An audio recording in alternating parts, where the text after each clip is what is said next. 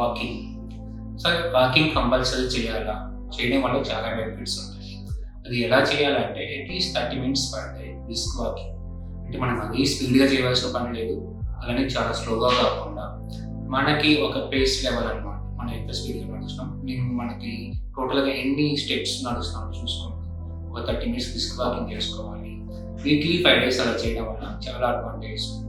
అంటే మన ప్యాటర్న్ కానీ, బ్రిస్క్ కంట్రోల్ కానీ, మనకి హెపటైట్ కానీ, బవల్ మూమెంట్స్ కానీ, మైండ్ స్టెబిలిటీ కానీ, ఇవన్నీ అడ్వాంటేజెస్ ఉంటాయి. ఆల్రెడీ మనకి ఏమన్నా నీ ప్రాబ్లమ్స్ ఉన్నా కానీ, నీ ఆన్సైటీస్ ఉన్న వాళ్ళు కానీ, లేకుంటే మనకు వాకింగ్ చేస్తుంటే ఎక్కువగా ఆయాసం వస్తున్నా కానీ, లేకుంటే వాకింగ్ చేస్తుంటే చెస్ట్ పెయిన్ వస్తున్నా కానీ, వీళ్ళు వాకింగ్ అవాయిడ్ చేయండి.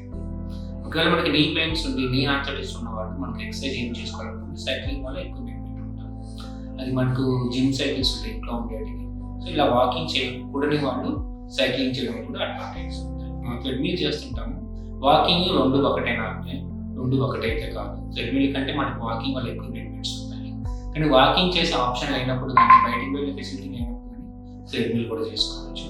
అది ఎక్కువ మంది స్లోప్ పెట్టడం వల్ల ఏమైనా డిజాడ్వాంటేజ్ అడ్వాంటేజ్ అడుగుతున్నాను. స్లోప్ ఎక్కువ పెట్టినప్పుడు ట్రెడ్మిల్ వల్ల మనకి ఎక్కువ క్యాలరీస్ బర్న్ అవుతాయి మామూలు దానికంటే కూడా. కానీ ఏమైనా నీ పెయిన్స్ కానీ, నీ జాయింట్స్ ఉన్న వాళ్ళు ఎక్కువ స్లోప్ పెట్టుకోకుండా ప్రాక్టీస్ చేసుకోవడం బెనిఫిట్. Thank you.